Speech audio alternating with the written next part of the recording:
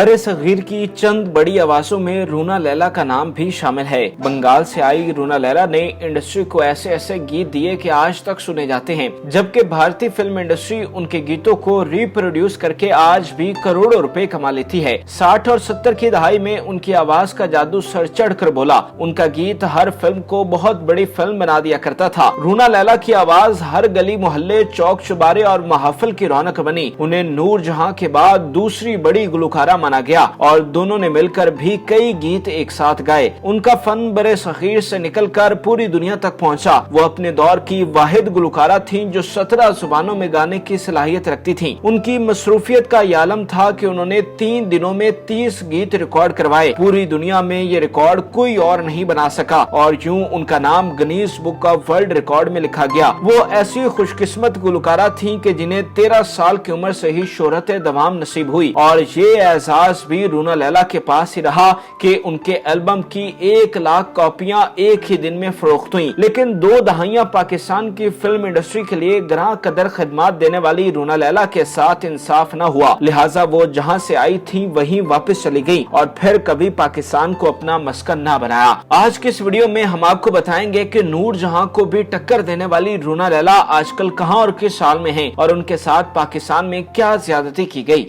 हो मेरा बाबू छेल छबीला मैं तो नाचूंगी, हो मेरा बलमा रंग रंगीला मैं तो नाचूंगी, गजरा लगा के गजरा।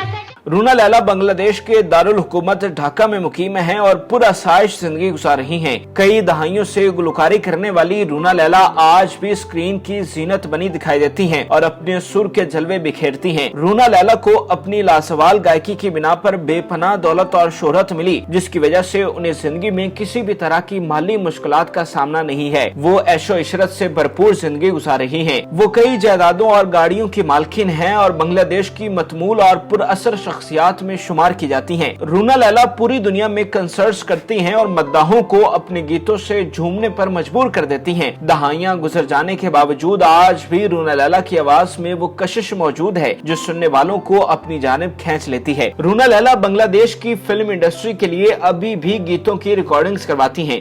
हमें खोकर बहुत पछताओगे जब हम नहीं होंगे भरी दुनिया को वीरा। रूना लैला की शोबिस सरगर्मियां मुतवातर चलती हैं, मगर वो अपना ख्याल रखना बिल्कुल नहीं छोड़ती। उम्र का निस्फ हिस्सा गुजर जाने से उनका वजन जरूर बढ़ गया है, लेकिन वो अपना हद दर्जा ख्याल रखती हैं। रूना लैला मुतदल ग़िज़ा इस्तेमाल करती हैं, जिसकी वजह से उन्हें अभी तक ज्यादा सेहत के मसाइल लाहक नहीं हुए। उन्होंने अपना लाइफ स्टाइल बेहतरीन तरीके से मैनेज किया है, जिसकी वजह से उनके तमाम तर मामलात खुश उसलूबी से चलते हैं। वो इंडस्ट्री की मसरूफियात के साथ साथ घर को भी वक्त देती हैं और एक बीवी और माँ की हैसियत से अपने फराइज बखूबी सर अंजाम देती हैं।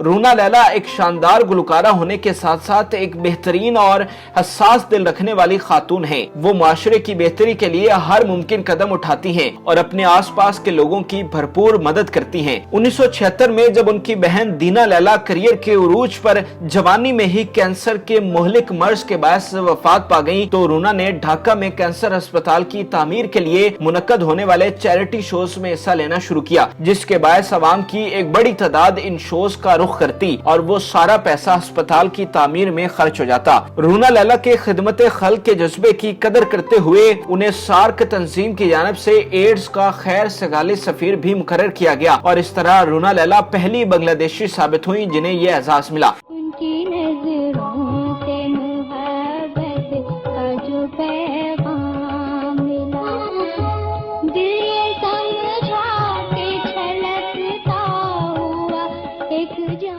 1966 की फिल्म हम दोनों से करियर का आगाज करने वाली रूना लैला ने पाकिस्तानी फिल्मों के लिए 400 के करीब शानदार गीत रिकॉर्ड करवाए, जिनमें से बेशतर ऐसे हैं जो आज भी रूना लैला की पहचान की हैसियत रखते हैं। मेरा बाबू, छैल छबीला, उनकी नजरों से जो मोहब्बत का पैगाम मिला, दिल धड़के मैं तुमसे ये कैसे कहूँ, और कल भी तुमसे प्यार था मुझको समेत लातदाद गीत शामिल हैं। रूना लैला ने फिल्मी गुलकारी के साथ गजल गायकी में भी महारत दिखाई और बैक वक्त 17 जुबानों में गुलकारी करके मुनफरिद एजाज अपने नाम किया। उन्होंने पाकिस्तान के साथ साथ भारत में भी अपने सुर के जलवे बिखेरे। रूना ने 3 दिन में 30 गीतों की रिकॉर्डिंग्स करके Guinness book of world record में अपना नाम दर्ज करवाया, जो आज तक कोई गुलकार तोड़ नहीं सका। पाकिस्तान के सबसे बड़े पॉप स्टार अहमद रुश्ती को अपना गुरु मानने वाली रूना लैला ने अपनी गायकी में उनकी तर्ज के साथ साथ स्टेज पर भी उनकी तरह परफॉर्म करने की कोशिश की, जिससे अंदाजा होता था कि वो अहमद रुश्ती को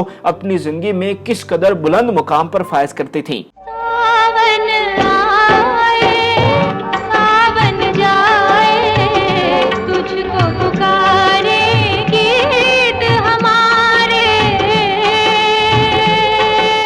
मुबैना तौर पर कहा जाता है कि रूना की तेजी से बढ़ती हुई मकबूलियत उस दौर की सफ़े अव्वल की गुलकारों के लिए परेशानी का बायस बन गई, जिनमें सबसे पहला नाम नूर जहां का आता है। कहा जाता है कि नूर जहां की पूरी इंडस्ट्री पर उजारादारी थी और वो किसी को भी अपने से ज्यादा मकबूल नहीं होने देती थी, मगर जब उन्होंने रूना लैला को देखा कि वो गुलकारी में उनके हम पल्ला बनती जा रही हैं, तो उन्हें अपने रुतबे की फिक्र हुई कि कहीं म्यूजिक इंडस्ट्री पर उनकी हाकमियत खत्म न हो जाए। लिहाजा उन्होंने रूना लैला पर मुख्तलिफ तरीकों से जमीन तंग करना शुरू कर दी। इसी दौरान सकूते ढाका रूनुमा हुआ, जिसके बायस पाकिस्तान 2 टुकड़े हो गया और दूसरा टुकड़ा दुनिया के नक्शे पर बांग्लादेश की सूरत में नमूदार हुआ। चूँकि उन दिनों रूना पाकिस्तान में अपने करियर के उरूज पर थी, लिहाजा उन्होंने पाकिस्तान में रहने को तरजीह दी, मगर उनकी कामयाबी से परेशान कुछ लोग उन्हें पाकिस्तान से निकालना चाहते थे। कहा जाता है कि एक तकरीब में रूना और नूर जहां एक साथ मौजूद थी और नूर जहां ने रूना को थप्पड़ मारते हुए कहा था कि अपने मुल्क वापस जाओ, जिससे दिलबर्दाश्ता होकर रूना अपने मुल्क चली गईं और दोबारा वापस पाकिस्तान न आ सकी। रूना लैला ने बांग्लादेश मुंतकिल होने के बाद बंगाली और भारतीय इंडस्ट्री के लिए अपने गीत रिकॉर्ड करवाना शुरू किए और इस तरह उनका करियर रवां दवा रहा। पाकिस्तान छोड़ने के बाद रूना लैला महज एक बार पाकिस्तान तशरीफ लाई, जहां उन्होंने मोइन अख्तर के शो में भी हिस्सा लिया।